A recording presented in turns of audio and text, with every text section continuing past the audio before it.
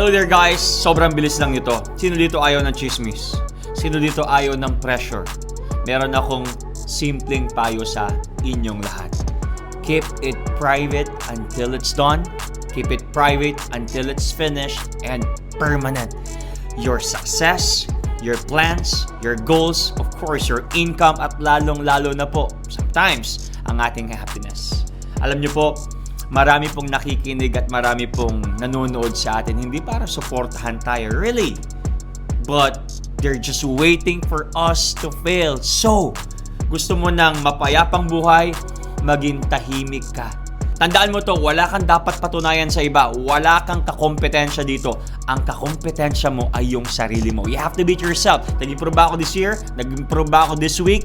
Nag-improve ba ako today? Or whatever. Ang kalaban ko dito ay ang aking sarili. May kasabihan tayo, do not boast about tomorrow, for you do not